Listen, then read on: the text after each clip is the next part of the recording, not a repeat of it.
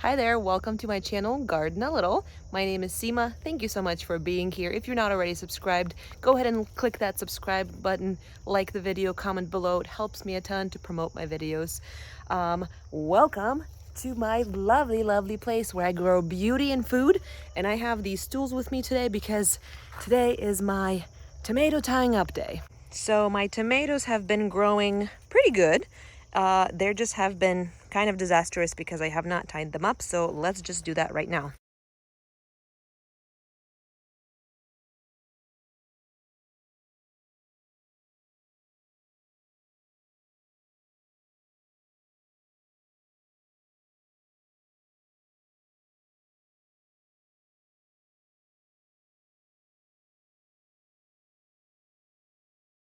Okay, that is a little better. Now they're looking pretty rough, but let's come back in a few days and check up on them.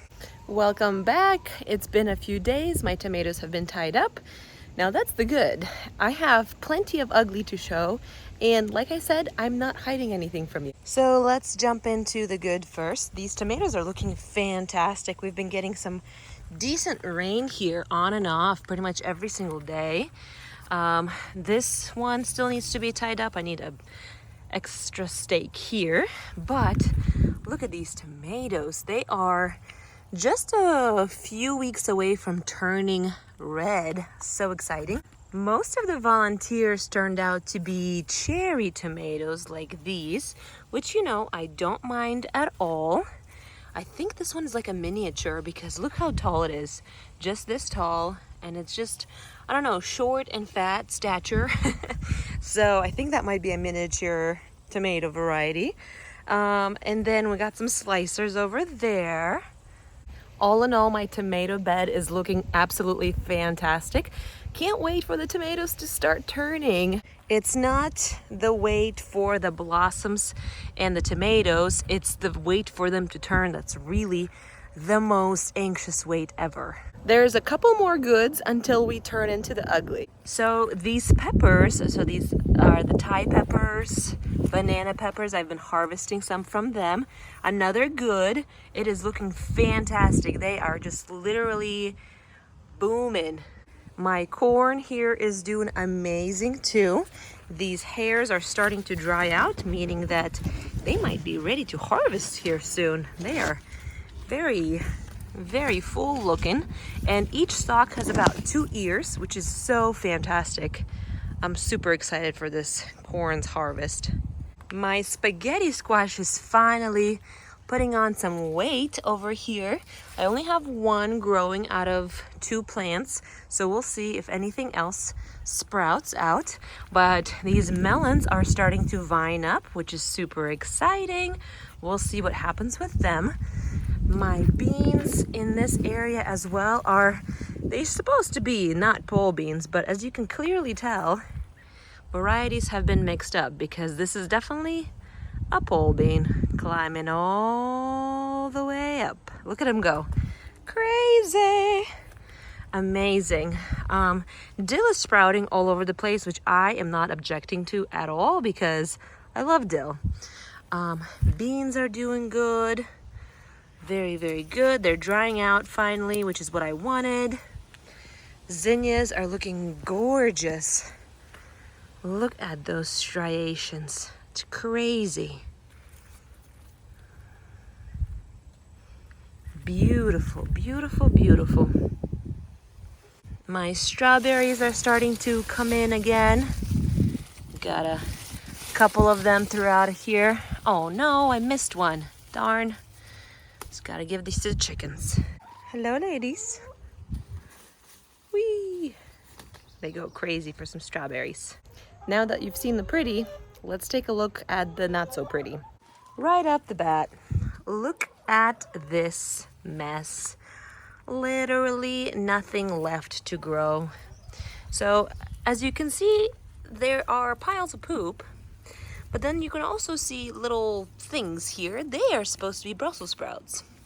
I don't even know if I'm supposed to leave this be or what. Same thing with this kale.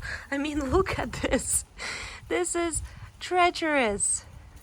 And then I actually left my brassica bee. I want to get seeds from it. I'm thinking saving seeds from a first generation crop can potentially give me a better yield the next years, because that seed is already a little bit accustomed to the weather here and the soil and all of that. So I'm hoping that some of those genetics gets passed on so the next year, next harvest will be better. So I'm leaving this be because my only cauliflower that grew, I'm just gonna leave it be and leave it to seed. Speaking of which, if you remember, I had a couple of radishes that I was doing the same thing for. So this is my golden radish. It is doing fantastic. The pods are not filling out as much as I would like to. Look, this is the filled out pod right here. That's what I want. So far, I only see one of those. So I am waiting for them to develop some more. The radish in my corn bed is finally starting to produce some flowers. So I'm super excited about that. That would be an awesome thing if I can get some flowers from this radish too. Now in the same bed as my broad lime beans, as you can see here, I got a few of the lime beans forming right in there. I have these purple things that I wasn't sure what they were, but they turned out to be rutabagas because look, I only have one that developed properly, but there it is. That's what you want. Rutabaga. The rest of them, not so much. So maybe I will be hanging a barbecue skewer for my chickens like I do. Okay, I lied. Those were medium news. Here comes the actual bad news. Tell me if you can spot it.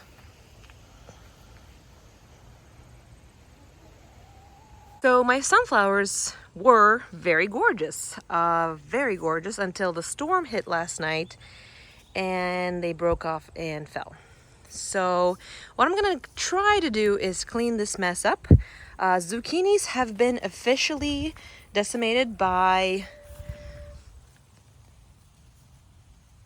you guessed it, vine borers and squash bugs. So they will be coming out as well.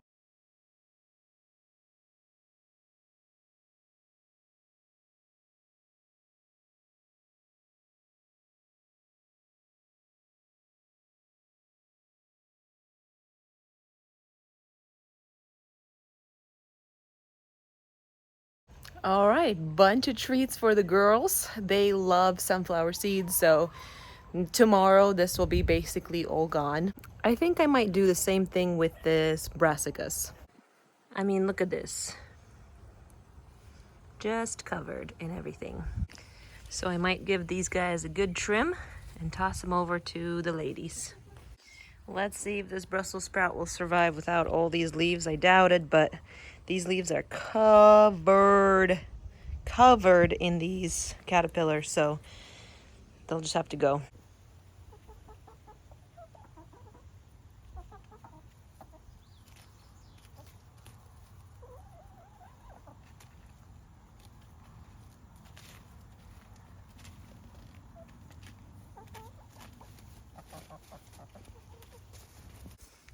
This right here is the culprit behind all of it. They lay their eggs go into larvae, develop into caterpillars, and then eat my brassicas.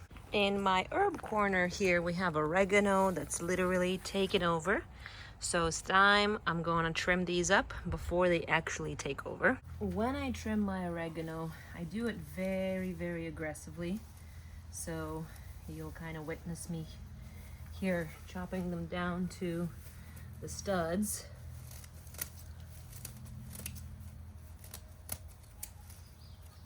And that's because oregano's amazing at coming back. So you want it to be trimmed. Okay, spider, go away, please. I don't want to hurt you. Thank you. Like that. So it kind of looks, you know, rough, but that's what you want, because if you don't trim it this bad, it will start growing and then will take over your whole entire space here. And we'll do the same thing over here with this thyme. We're gonna chop it up real nice and rough. just like that. This is what I do every single time when I harvest it. So you see how it's like luscious? Well, it wasn't luscious just a couple of weeks ago. It was just like this. So chop it up nice and small like that. And in just a couple of weeks, this will take over the whole area again. It is hot and humid in here, as you can see by my face. Honestly, I was dreading showing this to you guys because it wasn't so pretty. Not as pretty as I wanted to be. Definitely got busy with work, with my job.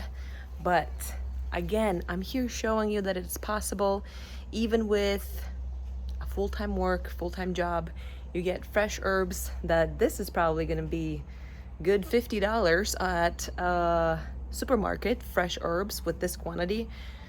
Not kidding you. This is a lot of money being saved. So there it is. You can go garden a little as well. Don't forget to check out my Garden a Little guide, how to. There is about 10 books that I have outlined for, 2 of them that I've written.